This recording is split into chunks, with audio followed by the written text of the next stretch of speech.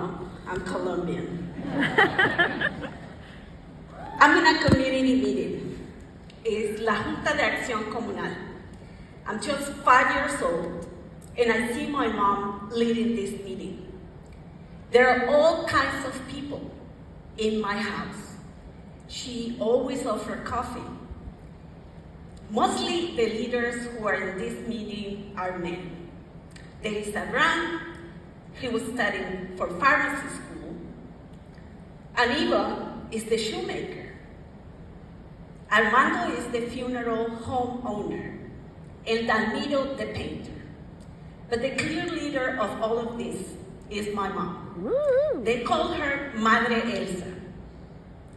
My mom is leading the meeting, and I'm just observing this dynamic. They are all people from all walks of life. Black people, mestizos, white, we're all just poor. And the goal that they were discussing was, how are we gonna get this street paved? So they come up with this idea, and they decided to host a community party, La Caseta. And of course, they decided to make food, dancing contest, and of course, I dance. Yo me llamo cumbia, yo soy la reina, por donde voy. No hay una cadera que se esté quieta cuando yo estoy. And of course I won, but I was also responsible for helping to build the sidewalks. I grew up seeing my mom with this determination and persistence. Before I was born, don't ask me how, this woman who only had a third-grade education, no English, convinces her husband, my dad, El Mono Martelo, that it was a good idea for her to live and come to the United States to work. And of all places, my mom moves to Stamford, Connecticut. Of course I wasn't born, so this story has been told to me. I can only picture El Mono Martelo, my dad, El Macho Machote, being back in Colombia with 3 kids. The youngest sister, my sister Mariela, who by the way is deaf, was just 3 years old. My mom comes and lives in the United States for 1 year. And when she was ready to get her green card, she decided to go back home. My dad was really happy, and they get to business. And yes, sure enough, my mom gets pregnant. Another baby is coming, 4 years, the 4th baby. Then my dad says, Elsa, there's something I have to tell you, something that I have to confess. You know, I'm a man. You were gone for a year, you know, things happen. I had an affair. And my mom pregnant, like that wasn't bad enough. Then my dad said, and the other woman is also pregnant. So my mom says, okay, this is enough. Let me get my 3 kids, my 3 pelados, and I'm gonna go and move with my mom. So my mom lives with my abuela, and they are separated for a whole year. Don't ask me, I wasn't born yet, but my dad, after a year, gets back to the family, and thank God, because then I am born.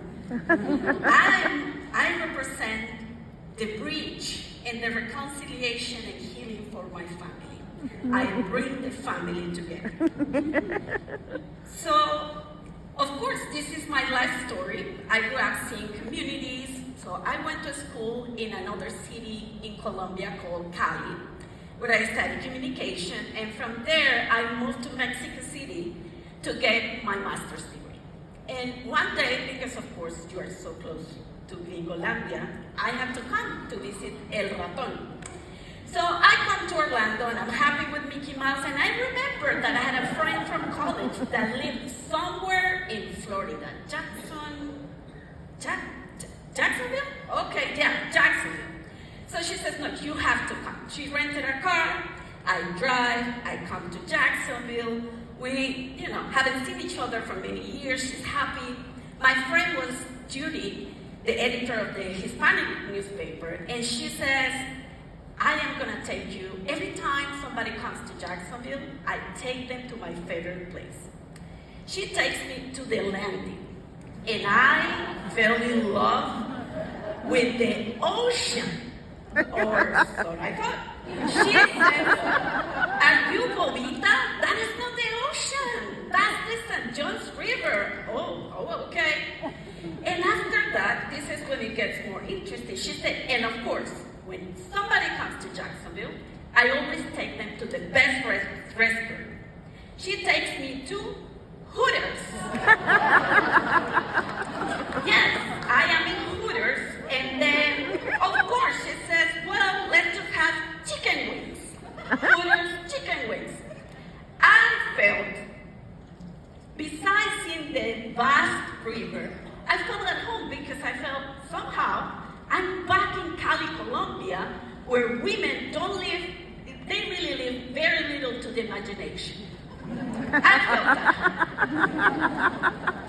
I go back to Mexico to finish my master's degree, and after a couple of years, Judy says, you know what, you should come back, live with me, and you will help me with the newspaper. So I said, of course, let me just go back. And I come to Jacksonville, and my first 3 months, I didn't think I was gonna make it. I thought my English was good enough. And the story goes like, I will go to any store and say, excuse me, ma'am, excuse me, can I see, please see that vase? What? Say that again? The vase, can I see it? Oh, do you mean the vase? Okay, my English clearly was not good enough. So I enrolled in the English language program at UNF, and after being there, found the doctoral program in education at UNF. So I enrolled. I love learning about education, learning about the communities, and I quickly find that children of color, specifically African Americans and Latinos, are at real disadvantage. So I finished my program, and I get so lucky, I start working at the Jacksonville Public Education Fund. In the Jacksonville Public Education Fund, my friend Trey Sarr, who believed in me, takes me to work with all kinds of people in Jacksonville. Of course, the African American communities, the Latino communities, the Asian communities, the refugees, but also white people who live in impoverished communities. I spent many years in the North Side, that place that my friend Judy told me that I should avoid at all costs. I guess that's still what we say to newcomers when they come to Jacksonville. Do not go to the North Side. I never took that really too seriously. And my first time going to the North Side, I felt again at home. And as part of my job at JVIF, I had to attend a fundraiser. Similarly to the ones that I didn't know that's what my mom was doing for paving the streets, I went to this fundraiser at Ponte Vedra. And when I entered the room, I will never forget the look in the face of one of the white women who looked at me, and she literally said, oh my gosh, you are such a cute little thing. And I thought, should I kneel now? Is she gonna pet me? I really wasn't sure what was happening. Thankfully, one of the board members jumped in, and she smiled and she said, this cute little thing is Dr. Maira Martelo, and she is from Colombia.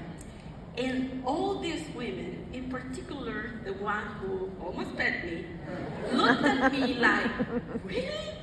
Oh my gosh, I can't believe it.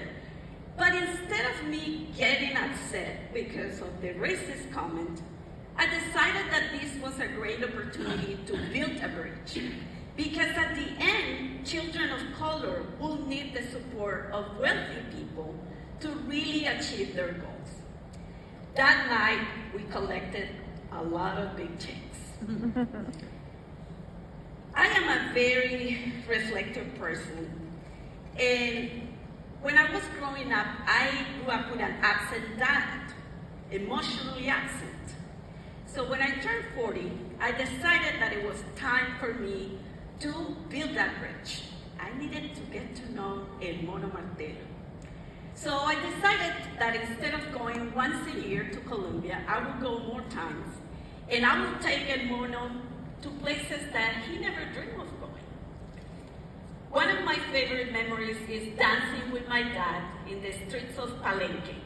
Palenque is the first free town in the Americas where slaves who were living in Cartagena escaped and liberated themselves, and they created their own pueblo.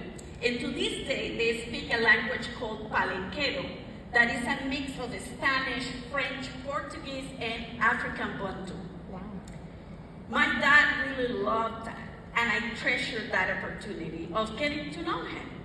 I asked many questions that I never had the opportunity to ask, and one of the things that I learned is that he also had abandoned his education, elementary education, to give the opportunity to one of his siblings to go to school. That's what many families still face when they live in under-resourced communities. Children have to work. And because this is really my life purpose, the most recent opportunity that I have facilitated in this city was to connect one of the largest and richest family foundations with a local Black nonprofit governed by Black people. I have never been in front of one of the richest men in the world.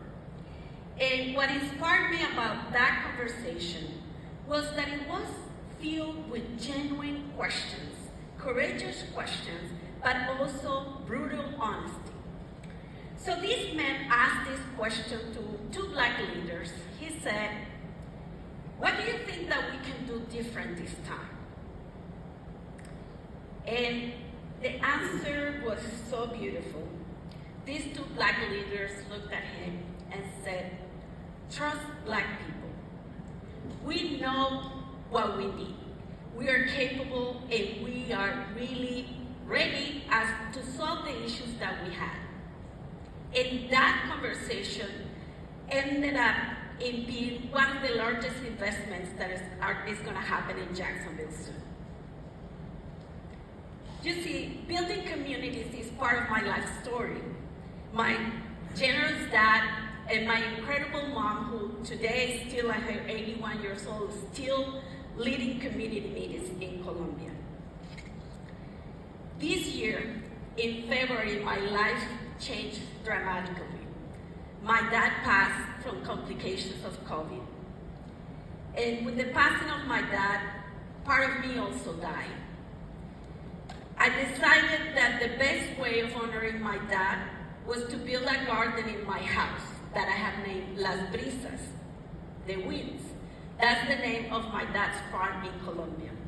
And from Las Brisas, I hope that I can continue to extend the bridge of connection not only with my dad, but to build more meaningful relationships in a city that today I call my casa.